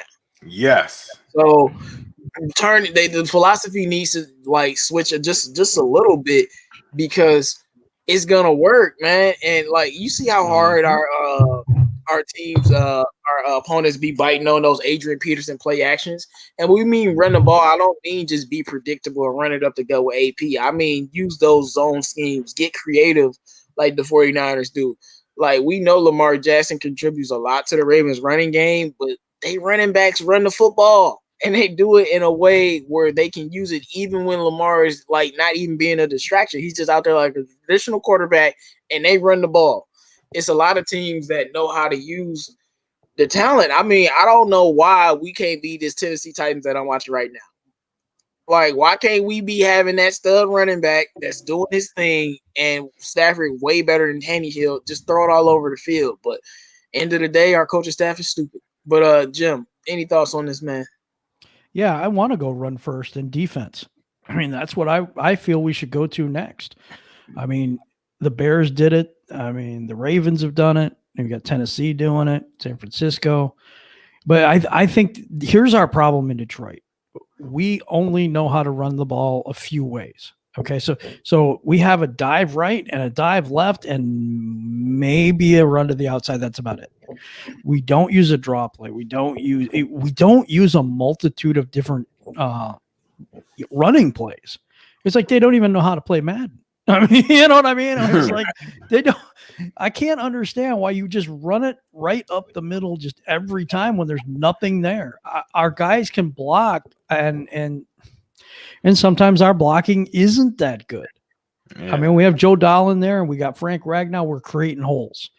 When he went out, sad to say it, but we're not creating the same holes that we were then, you know? But I think they give up on the run too fast because they get behind too fast because the defense sucks. And I think that's where we're at right now. But if I was to revamp this team, I would go run first and I would go heavy on defense. Hey, Jim, have you ever seen our guards pull? Rarely. Yeah, we don't do no trap, we don't do no traps or nothing. Like, no. Man, I remember when the coordinator reached out and mentioned here, hey man, he was dialing it up with the run game, and I remember we had Frank Ragnow out there lead blocking for Kerryon. Yep. We don't see nothing. I mean, definitely is at left guard, of course, but we don't see that much. But I don't know, it's bad. All right. Make sure you guys drop your questions in the chat. We gonna do questions now, and I'm gonna get to you. Kurt, did you answer the last question? No, I did not. All right. Okay, what do the Lions need to do to make sure they beat the Jags? Oh yeah, I did answer that. I went first. Oh, okay. Yeah. So, do you think the Lions need to change their philosophy to be more of a running football team, or should they just try to do like 50-50 or something like that? I like the balance, but I like the run to a pass. You know, set the run to set the play action. You know, having those guys bite. You know, confusing the defense. So I like the run to set up the pass because the Lions have been passes up to run, and that's kind of backwards. So I mean, as normally what we do in Detroit. So yeah. I think so let me ask you this though. So. We all saying this, but how committed to it are you? What if we losing? And I mean, from the start of the game. I mean, if you're losing, you got to start. You got to throw the ball, of course. I mean, like I'm not even saying like 14. What if we just down 10? I mean, if you're down, yeah, you still. What if it ain't working? That's my point. What if we been running the ball for 3 quarters, and we've been down 10 the whole time? Mm-hmm. You supposed to keep running it? I mean, you have to make adjustments. If you can exploit your matchups, of course you would do that. I mean, but the Lions are the definition of insanity. They do the same thing over and over again. I think it's going to change. Hey man, we sound like a broken record with that. Make sure you guys drop your questions in the chat. Like that, am I gonna see a Super Bowl before the world ends? No, I'm pretty sure. But I'll tell you something. Once you see the Lions win the Super Bowl, the world probably is gonna end after that. Because that's one of the omens. Y'all think I'm joking? I really believe this. I'm not giving you a time frame, but if we actually do win the Super Bowl, then I'm like, yeah, that's about it. Like,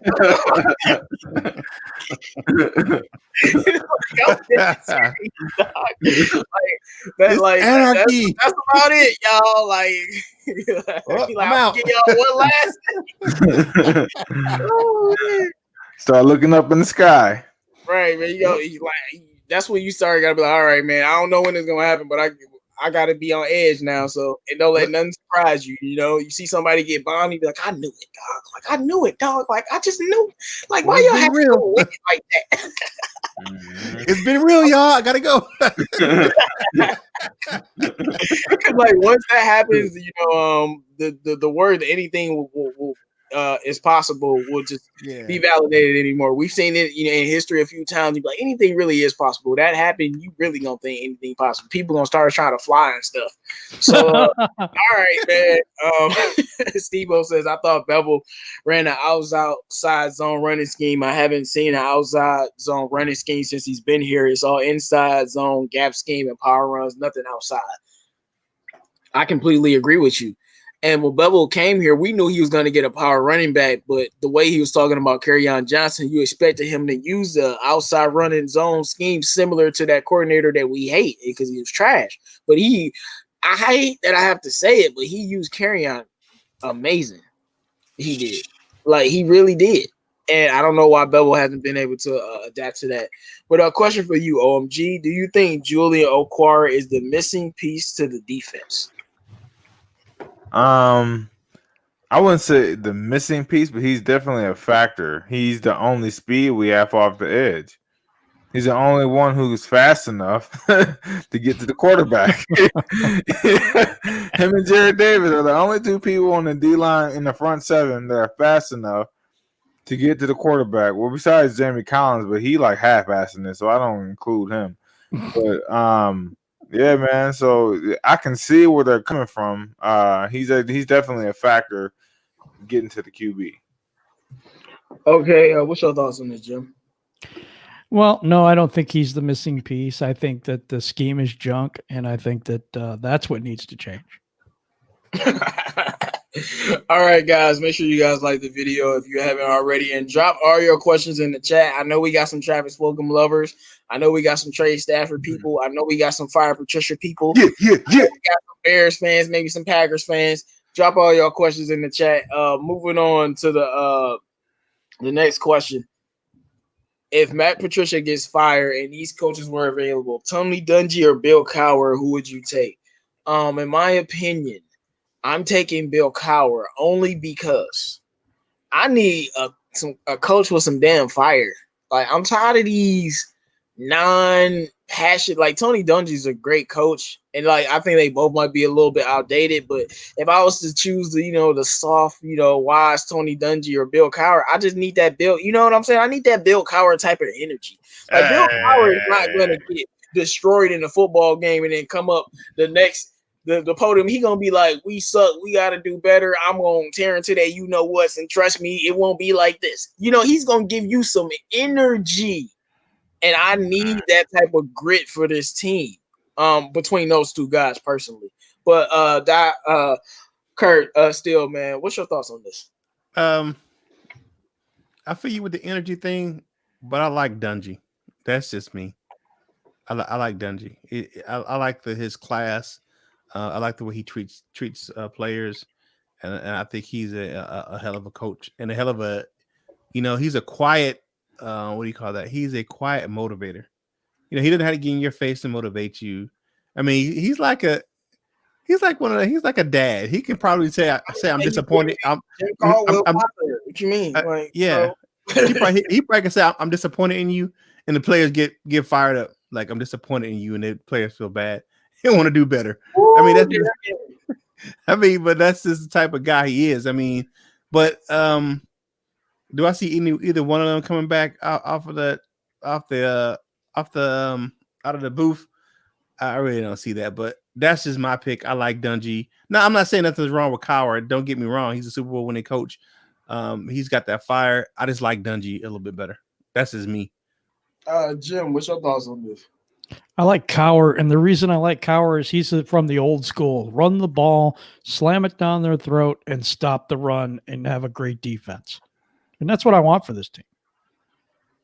Yeah, and I'm with you on that. You, especially if you give Bill Cowher some time, our defense will be good. Mm-hmm. Maybe not great, maybe not elite, but it won't be bad. And I don't think it would be average. I think we would have a good defense. Yeah, I agree. And that's something that we need. OMG, what's your thoughts on this, Cowher or Tony Dungy? Okay, so I'm gonna be biased about this, right? Nope. Well, I live in Jackson. That's where Tony Dungy from. He went to Parkside High School. So when Parkside was a high school before it became a middle school. So I'm gonna say Tony Dungy. I know where you're coming from with Bill Cowher. I think that Bill Cowher, he needs that attitude, but that attitude that Bill Cowher has will be accepted like Patricia's attitude. Like people I don't think so, because he's a Super Bowl winning coach. I know he's a Super Bowl winner. But you gotta think though. No, I understand that, but y'all gotta remember though, these kids nowadays don't care nothing about what you did in the past. Like you finna come to me and you yelling at me, man, I make more than you. You better chill out, bro. That's how these kids think nowadays, man. So you gotta think, you gotta put your mind not in our view. From our view, when Bill Cowher talk, you listen. You pay attention, don't nobody say nothing when Cowher talk. But to these kids, these millionaires nowadays, Bill Cowher get to yelling and screaming. They're like, man, if you don't shut up and put some of that spit back in your mouth, like that's how they're gonna treat it, man. And now Tony Dungy will sit there and will talk to you like, you know what I'm saying, like you a man. Like, look, this was this will happen, this like this, and he'll break it down to where you understand it. And like I said, I'm from Jackson, Michigan, the home of Tony Dungy. I want Tony Dungy. Can I caveat on that? Like Tony Dungy is literally Jim Caldwell, just better. So I don't know if I want another. And that Tampa too. If he wins games, then I'm not going to complain. We need a coach with some damn fire. I'll be honest. That's another reason I wanted Harbaugh, because like we need a coach with some fire. Like we really do. But here's the thing: Dungy has a good defense too. You talking about Bill Cowher's defense? Dungy has a good defense. So outdated. Like he ain't coached in years, and like when I hear him talk, I'm like, yo, come on, Dungy. Jack, I love you, but like Dungy, like you can tell he's done. Bill Cowher, I mean, like I don't know the age range of him, but you can tell he's a little bit more in tune a little bit. And I don't think he's gonna come in here and cussing people out like that. Like Bill Cowher is a player's coach, like and like not these phony type of players coaches. You know what I mean? They be like, oh, such and such is a player's coach. No, you're not. You saw Pete Carroll the other day. That's a player's coach. Mm-hmm. And that's a good dude, man. And he's a oh my goodness, the Bills are choking, and he's a winner. So I think all them young kids, only thing they're gonna know is this dude won a Super Bowl. They might not know nothing else, but he won. And I think I'm with you, OMG. They might not want a lot of the scrutiny, but at the end of the day, they will respect him because he won a Super Bowl, man. But all right, I don't see any more. No, I think we got a couple more questions, and then we'll do final thoughts. What do I think about Sheila Ford being silent right now on what's going on with Patricia and the way the players are playing? I absolutely don't like it. Sheila, why haven't you fired him yet? I'm hurt. What do you think about this, Jim? I don't like it either. Sheila was supposed to be different. You know what I'm saying? She was supposed to be someone that was going to be more hands-on, all this other stuff. Where is she? Is she on a milk carton somewhere? I don't know. I don't know. All right. Look. Okay. Yeah. Make sure you guys drop your question. This is a good question. I think this is going to be this is the last one too. I'm looking in the chat. Yeah. We all going to get to this because this is going to be interesting. I'm going to start off. How different do you think the Lions would be if they drafted Peterson instead of Calvin? Better, worse, or the same? Answer: Super Bowl champions. That's my answer. I love Calvin Johnson. He's literally like my favorite Lion. But if Stafford had a running game from day one, like I mean, Adrian Peterson, all of his quarterbacks, Christian Ponder, like just garbage, hard wash, terrible. Jackson. Adrian Peterson with Matthew Stafford. Are you kidding me? Super Bowl, and yes, that's what I'm saying. But maybe people want to keep Calvin or think we won't be any better. But what's your thoughts on this, Kurt? I think we will be absolutely the same. That's just me. I mean, that's being a Lions fan. As long as I've been, I'm a little older than you cats. Jim's a little older than me. I just think we'll be. I mean, look at we have Barry Sanders, and we're still the same. We have Stafford. We didn't have a quarterback when we had Barry, though. He's gonna get one or the other. So I just think we'd be the same. I mean, what I would have taken Adrian Peterson over Calvin Johnson. No, probably not. I would have kept Matt Calvin. So I would have kept Calvin. Blasphemy. That's just me. But he asked me in my opinion that I would have. Yeah, that's your. I mean, that's just me. I mean, Calvin Johnson was. He was a freak of nature coming out of college, just like Adrian Peterson was. Look at him at the combine. I mean, freak of nature. That tall, that's big, that fast. But Calvin Johnson went on 16. Yeah, he don't affect one. I mean, like, he do it by himself. I watched Prime AP literally carry Minnesota to like division titles just by himself. Like his quarterback was garbage. Of course, sometimes the defense wasn't always that good.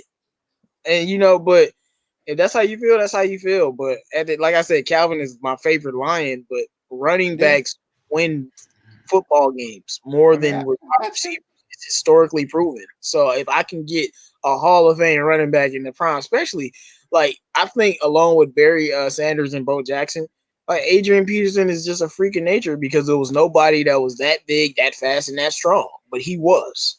Yeah, he was. Prime AP, the Calvin ain't in fact winning.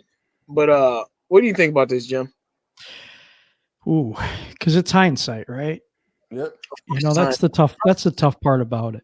But I think if we would have drafted AP over Calvin Johnson in hindsight, I think we would have done much better.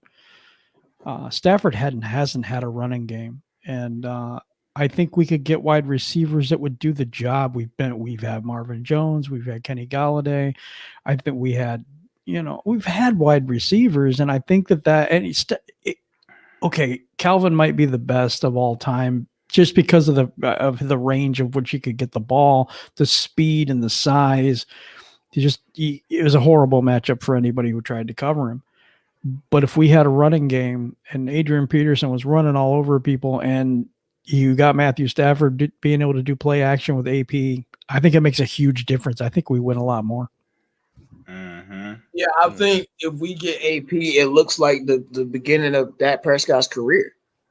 When they had Ezekiel Elliott, and I mean Dak was looking like one of the greatest rookies we had ever seen. And I think he's a good quarterback, but we knew he wasn't that good, but he looked that good, and they won. right. He so did look it. I mean, right, exactly. When, Kareem Hunt rookie year with the Chiefs, before they got Mahomes, they had won like 12 games, and Kareem Hunt was just like, yo. I mean, we saw Todd Gurley. Now we know they had Aaron Donald and the boys, but we saw Todd Gurley make Jared Goff look like a good quarterback. Yep. So I think it would be identical to what happened with Dallas. But what's your opinion on this, OMG? You rolling with Calvin or you rolling with AP, man? Because we all know who Calvin is. This man took Gus Farrat and Tavares Jackson to the playoffs. Enough said. Exactly. So I gotta roll AP, and AP to me. I mean, I know y'all might disagree, but Adrian Peterson is a top 5 all-time running back to me. Yeah. I don't think anybody would disagree. Tough. With you. I mean, so. AP is generational, man. Like I'm not talking about Calvin. See, the reason why I wouldn't take Calvin over Adrian Peterson is because you got to throw it to Calvin. You know what I'm saying? Mm-hmm. Adrian Peterson is getting the ball behind the line of scrimmage.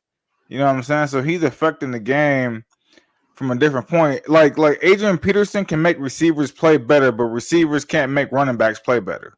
Right. You know what I'm saying? So from that standpoint, like Patricia says, I'm going with AP because Adrian Peterson too is my second favorite running back of all time behind Barry. So I just gotta go with AP. Okay, and like I mean, you could go either way, honestly, because let's look at the Saints real quick because I think this is a very good question. Right now they don't have Michael Thomas, but we see how without Alvin Kamara they probably wouldn't have a win. You know what I'm saying? Mm-hmm. But at the same time, we see man, if they have Michael Thomas, they could be 5-0. So at the end of the day, but what if they had Michael Thomas and Kamara wasn't there? Because I do remember when Kamara got hurt a few games. I don't know. I don't remember their record, but they weren't the same. So it just depends on which one you would want. I'm never gonna regret getting Calvin Johnson though. he's the most physically dominant receiver of all time. The ultimate, the freaking nature. He's a LeBron that played football, but he played wide receiver. Yes, I said it.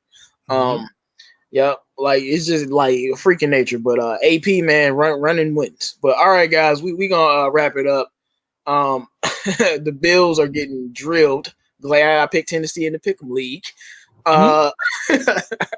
We go to final thoughts for today. What's your final thoughts, Kurt? I'm glad the bye week is, we got a chance to get some reprieve, to relax. My blood pressure went down during the week, so I'm looking forward to Sunday. But I really appreciate you guys, having me on today. Shout out to my man Shawnee J over at the Die Hard Den podcast. Shout out to my man Jim Bordeaux over at the Detroit Lions on the Prowl, my other broadcast partner. And check out some more content from us. You know what I'm saying? We got some big things coming to you guys. So and check it out tomorrow night, DSA Die Hard Den Takeover.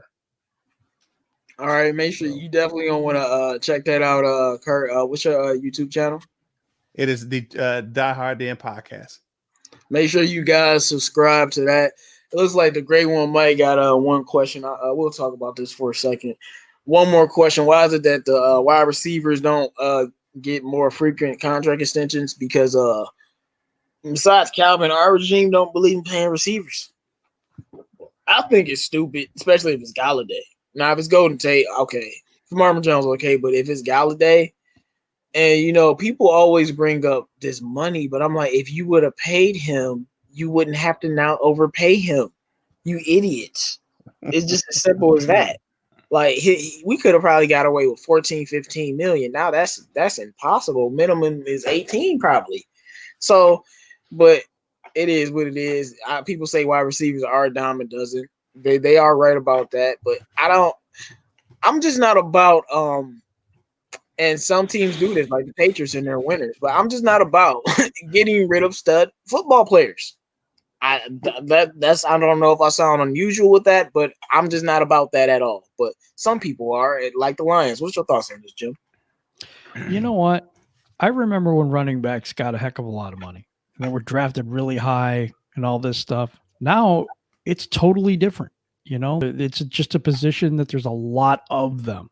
And I think that's the same thing with the wide receiver position. Not only there are a lot of them, there are a lot of really talented ones too.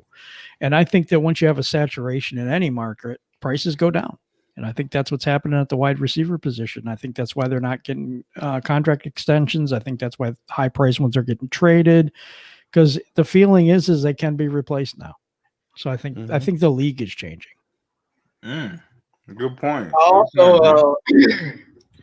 also feel like the running back is actually coming back. Yeah, you might be right about that. In 3 years, the running back will be the primary position. You know why? Because they can play both positions. Not all of them. But some of the running backs like Kamara, he's literally a wide receiver and a running back. Christian McCaffrey is literally a wide receiver and a running back. Saquon Barkley. Even though I know some of these players are injured, Saquon's out for the year, but he literally a receiver and a running back. And it's not just them. It's DeAndre Swift could do that. Exactly. 100%. So, like, I think in a few years, the running back will be the primary position because they're gonna be able to run the football and catch passes. But what's your thoughts on this, OMG? I just want to start off by saying, I was at Ford Field when when David Johnson got hurt, when he dislocated his wrist, and that was like the beginning of the end for David Johnson. And that was the first game of the season, man. And I remember that, man. And I just want to throw that out there, man. But I don't know, man. It's just receivers like they said, man, they come a dime a dozen. You can make a receiver good, you know what I'm saying, quicker than you can a running back. Like running backs, you gotta just be good by skill. Receiver, you can actually make good by the route you let him run and how open you throw him. You know what I'm saying? So like some receivers are good with certain teams and they go to other teams and they bust. Calvin so yep. So I mean, it just is all in the offense, the scheme, the routes they run that make receivers good. Like look at Fulgham, for instance. Fulgham wouldn't have caught 10 balls here for no whatever he did, 150 yards or whatever. All of our wide receivers were hurt. Yeah, I'm saying though, but he wouldn't have did that here even if. You know what I'm saying? So it just matters what team you go to and the type of offense they run to make you better. So receivers are a dime a dozen, man. All right. Okay. Now we gonna go back to final thoughts. I definitely did want to answer that question though. Mm-hmm. All right, OMG, man. What's your final thoughts for today, man? Oh man. I'm gonna kind of start. Yeah, this is gonna be a little bit bad. Sheila, I'm talking to you, Sheila Fordham. Why in God's name is the Patriots still in front office? Why are they still the coach and why is Bob Quinn still the GM? I have no idea. You had time to sit on this and you had time to think and evaluate this. And I don't care nothing about you being a new GM. You don't want to make no listen. He done blew 4 double-digit leads. And now we 1-3. And he need to go. Bob need to go. Matt need to go. You should have been did this. We was in the bye week and you just let it pass. You let it go away. And here we are in Jacksonville with Matt Patricia, the head coach, and Bob Quinn calling the shots. Oh man, you disappoint me, Sheila. I so thought you was like, she's a competitor. She was a professional tennis player. But you're just like your mom and dad. Yeah. Next. Sheila, you heard what he said. Hey, he wouldn't be on you like this if you fired these guys. But Jim, man, Mr. Jim Lyons on the prowl. What's your final thoughts, man? Man, I love the fact that we can get together on a Tuesday night. We have all these people in the chat, and our team totally sucks. It's just amazing to me how many people love our team, stick by them no matter what. These are the people in the chat right now: Steve-O, Devin99, Dole Dynamite, Ramon the New Age. All these people that are rocking with us, they better never say when we win that these people were bandwagoners, and none of us either, because of the fact that we have stuck with this team through thick and thin. I got 43 years in with this team. So I'm grateful, to be quite honest. I'm grateful that we have so many good people that rock with us, so many good people that we can talk to about our misery and we can commiserate together. I do. I appreciate that because, it's tough. It's tough to be a Lions fan. You got to be tough because everybody else in the entire league mocks on you. The national media craps all over you.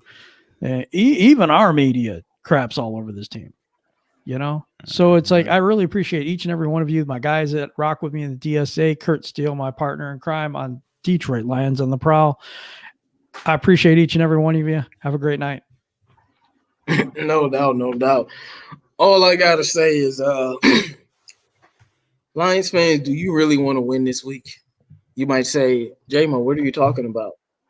But, I'm speaking the truth. If we win this week, then Matt Patricia stays. But if we lose, there's probably an 85, 90% chance he's gone because we had a whole bye week to prepare. So do you want to win? And I say to you Lions fans, never hope to lose. But if we win, prepare for Matt Patricia to be here. I just feel like I just wish he could be a better football coach because our schedule is very easy. But knowing us, we'll have a losing record. And Sheila, please just help us out. If Matt Patricia goes out and loses this game, just don't give us room to bash you anymore. Get rid of the guy. Pay Kenny Galladay. Okay? And I just pray that the Lions can use their talents. Pray that because Jim is right, man. It's hard to watch this team, and the hardest thing to watch is like it's not like we suck; it's we're stupid. And you might be like, what? I mean, look, Jacksonville sucks. It's what's some other bad like New York? They suck. Washington, they suck. And why do they suck? Because they don't have the talent to be good. We don't have loads of talent. We're not the most talented roster. Well, we have enough talent to be good to great. And that's why we don't suck, but we're stupid. because we don't know how to use the talent that we have. And it's very sad because I see a lot of Lions fans be like, we don't have much talent on these rosters and such and such. Let me tell you something. Jim Caldwell, say whatever you want about him, but I firmly believe the last 3 years, I don't think those rosters that he had are better than this roster that we have now. I think this roster is more talented than any roster Caldwell had besides 2014. I really believe that. And I'm open for debate. My point is, even with those rosters and the worst rushing attack in the league, he still can win. And it should be the same thing with Matt Patricia. No matter what, no matter the adversity you face, you still should be able to win. The Lions have no business losing to the Jags, but we'll see what happens. Shout out to everybody in the chat rocking with us, man. All right, it's the DSA Roundtable, and we are out of here. And you Fulgham stands, we gonna see.